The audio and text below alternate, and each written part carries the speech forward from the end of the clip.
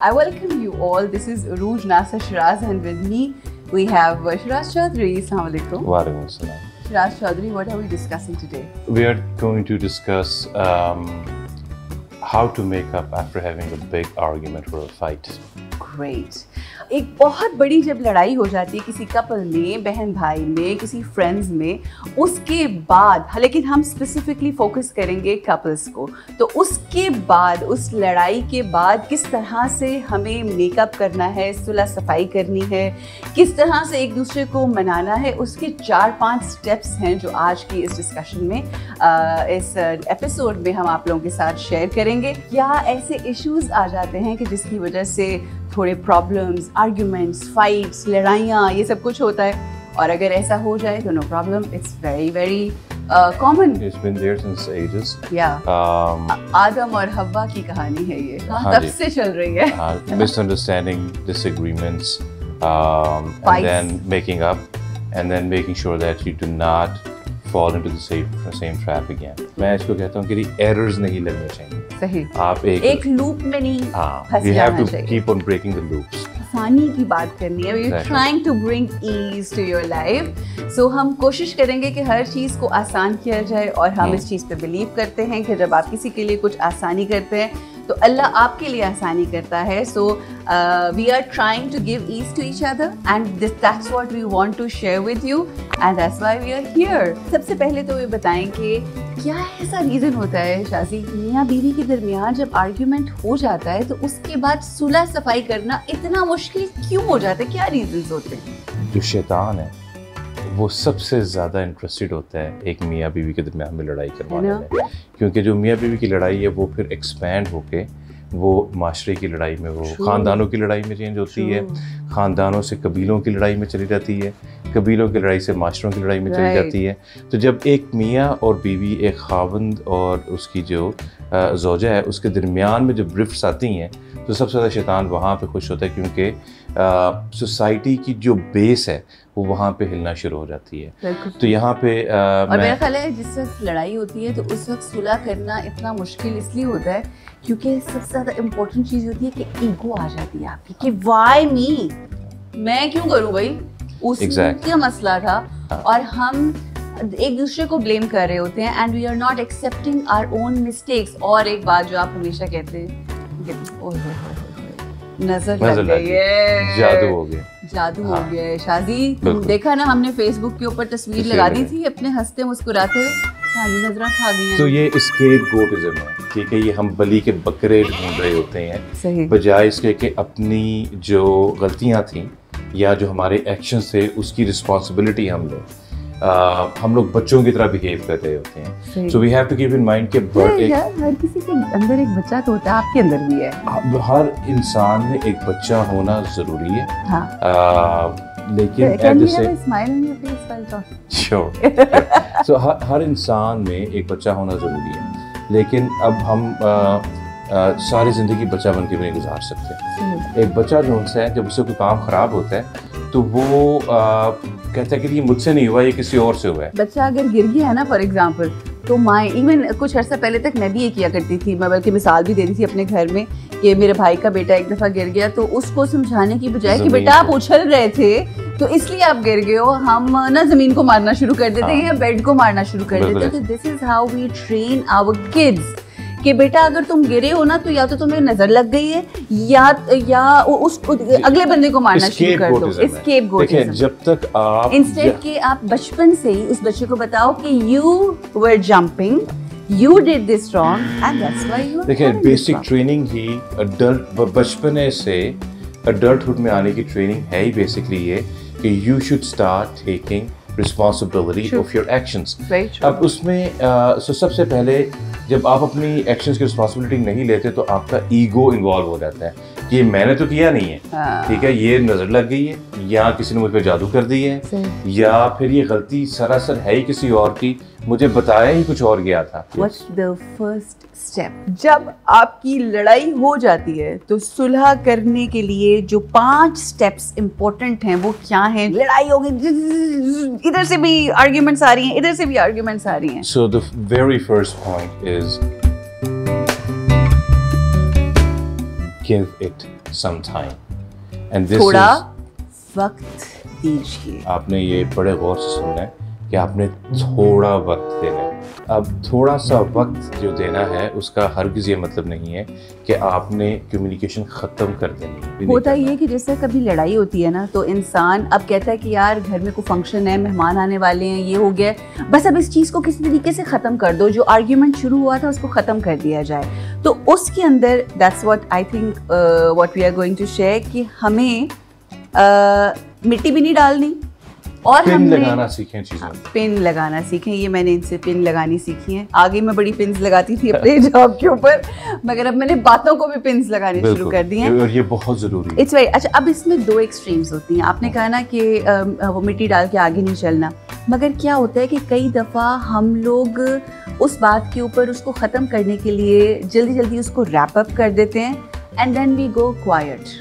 फिर हम एक खामोशी साइलेंट मोड में चले जाते हैं। वो रिश्तों की मौत वाक़ हो जाती है जहाँ पे राब्ते और कम्युनिकेशन ख़त्म हो जाती है। सही। और आपने खामोशी, ये एक बड़ा कॉमन हमने फ्रेज आजकल पिक कर ली है, साइलेंट ट्रीटमेंट। एक दूसरे को चुप होके उसको इमोशनली अब्यूज करना शुरू कर देते हैं। सही। खावंद बीवी को, बीवी खावंद को, क्या मैंने इससे बात ही नहीं करनी। जब आपके कोई लड़ाई हो जाती है, ऐसी कोई प्रॉब्लम आ गई है, तो उसमें मियाँ बीवी आपस में कह रहे होते हैं अभी खड़े हो और अभी मुझे इस बात का जवाब दो, अभी फैसला करो। मैंने यहाँ तक देखा है कि छोटी सी बात पे लड़ाई हो गई है, हाँ। बीवी कहती है मेरा फैसला करो, फैसला करो। खावंद कहते तू चुप कर दे, नहीं तो मैंने फैसला कर देना है। Exactly. राइट, फौरन से पहले गन्स जो होती है वो ब्लेजिंग निकालने शुरू कर देते हैं। अभी ये भी डिसाइड करो वरना बात हमने आगे नहीं बढ़ानी। या तो एक ये रिएक्शन होता है, ठीक है, उसके लिए आप कह रहे हैं ना कि गिव इट सम टाइम, जल्दबाजी में कोई नहीं करना। वो कब बीवी कह रही होती है मैं हले बुलानी है अपने घर वालियां नु ते मेरी आज ही होएगा जो होएगा, नहीं तो बस खत्म हो गया। और दूसरा जो एक्सट्रीम पॉइंट होता है वो ये है कि आप कहते हैं बस अब इस पे हमने बात ही नहीं करनी। ये दोनों एक्सट्रीम्स हैं, ये दोनों काम आपने नहीं करने। आपने अगर आप अनस्टेबल हैं, हाँ। आप एक पानी का ग्लास पिए, आपको नजर आ रहा है कि आपकी हैंड्स उनसे हैं वो शेक कर रहे हैं, you need to calm down and at the same time you need to give it some time. yes. थोड़ा वक्त दें, मगर थोड़ा वक्त का मतलब है कि थोड़ा वक्त दें। राइट। अब ये आपने इस पे बड़ा फोकस करना है कि थोड़ा वक्त दें, 2 साल ना दें, 2 हफ्ते ना दें, 2 दिन भी ना दें, एटलीस्ट गेट स्टेबल। पहला पॉइंट ये है कि वो जो लड़ाइयाँ होती हैं, आर्ग्यूमेंट्स होती हैं, फाइट्स होती हैं, कोई प्रॉब्लम इशू आ गया है, ये मत कहें कि ऐसी थी तैसी, आज के आज अभी के अभी फैसला होगा, फैसला कर दो या मैं तेरा फैसला करके छोड़ूंगा and all that. That's the time when you need to just take your time, take a deep breath and breathe out and then take some time. थोड़ा वक्त लीजिए, अगले बंदे को भी थोड़ा सा वक्त दें। जब आप थोड़े नॉर्मलाइज हो जाएं वो शेकीपन से, फिर आप सोच समझ के आराम से वक्त लें, फैसला करें। And you don't have to go quiet. Silent treatment भी नहीं देना, वो तो बिल्कुल नहीं देना। इट्स जस्ट दैट थोड़ा सा वक्त दीजिए। Alright, so you have given time. अब आपने आराम से पुरसकून हुए, अब आपने सिविल तरीके के साथ अब डिस्कस किया। जब आप डिस्कस करेंगे आपको पता चल जाएगा कि इस तमाम चीज़ का जो हमारा हुआ, इसका रूट कॉज क्या था, इसकी जड़ क्या थी। जब उसको उस जड़ तक आप जाते हैं तो ये फैसला हो जाता है कि क्या ये मर्द ठीक था या औरत ठीक थी, बिल्कुल ऐसे, या दोनों में से गलत कौन जब था। आपने वो पॉज लिए, उस दौरान एक आपका अपना एहतसाब भी तो चल रहा है ना। इंसान अपने एक्शंस भी तो देखता है। Absolutely. आपको याद आता है कि यार ये मेरी बीवी है, इसने अगर ये गुस्से में है तो कौन से इसके एक्ट्स ऐसे थे जो उनसे कि बेहतर थे, और फिर आप अपना भी एहतसाब करते हैं। आप कहते हैं कि अच्छा यार ये मैं बेहतर कर सकता था, मैंने थोड़ा गुस्से में बात कर दी है, या माहौल इस तरह का नहीं है। I'm sorry but you know I'm pro men, but हमारे यहाँ इस माशरे के अंदर मर्द अपने आप को हमेशा सही नहीं समझता most of the times. Most of the times, I'm not talking about all, but so I would say that I'm neither pro men or women. I'm pro haq. ठीक है, तो प्रो हक में मेरा ख्याल ये है कि औरत हो या मर्द हो, दोनों किसी ना किसी लेवल पे अपना एहतसाब जरूर करते हैं। अच्छा, so चलो एहतसाब किया and they one of them figure out कर लिया, बाकी आपकी गलती। One of them realizes, फैसला कर लिया या एहसास किया कि हाँ मेरे से गलती हुई, ये मेरा एक्ट गलत था और ये बंदा इस बंदे ने इसको सही तरीके से समझा नहीं। अब आपने रियलाइज़ किया, ये for example in our case आपसे कोई गलती, मेरे से कोई गलती हुई और मैंने रियलाइज़ किया, मैं कहती हूँ अपोलोजाइज़, क्योंकि उस वक्त कई दफ़ा जो हम लोगों ने पहला स्टेप दिया है ना, जिसमें हमने कहा है कि आपको अपनी गलती को या अपने you need to take out time, कई दफ़ा आप मेकअप करने में बगैर सोचे समझे अपोलोजाइज कर देते हैं कि गलती बेशक आपकी थी या गलती एक औरत की थी, मगर मर्द ने अपने घर का माहौल शादी शादी ये जंजबार आके खिलौती हुई है, तो पीआर प्रेशर में आके आपने कहा अच्छा मेरी माँ मुझे माफ, मेरे बच्चों की माँ मुझे माफ कर दे, मिन्नत तरला कर ली। बीवियां इस तरह करती हैं, मुझे लगता है कि खावंद से ज्यादा बीवियां पीआर प्रेशर के अंदर आती हैं, क्योंकि वो एकदम तलवार निकल आती है कि मैं फैसला कर लूंगा, तो वो कहती है अच्छा मुझे माफ कर दो। और देखो मियाँ बीवी का मामला है, वो इज्जत मियाँ बीवी की खराब हो रही होती है, तो सेंसिटिव होके आप कहते हैं यार मेरी इज्जत खराब है। आपके कहने का मतलब ये कि उस टाइम में जब आपका आर्गुमेंट हो रहा है तो उस वक्त अपोलोजाइज भी नहीं करना चाहिए, क्योंकि अपोलोजाइज वही करे जिसकी गलती है। थोड़ा सा वक्त लें, टेक सम टाइम। राइट, पहला स्टेप ये है टेक सम टाइम। दूसरा स्टेप ये है रियलाइज व्हाट वेंट रॉन्ग, अपना एहतसाब करें, और अगर आपको पता लग गया कि आपकी गलती है तो अपोलोजाइज करें यार, ठीक है, लेट्स मूव ऑन। और apologise, be an adult, don't be a child, take responsibility of your actions. Absolutely, and then apologise. अच्छा जी, अब अपोलोजाइज हो गया,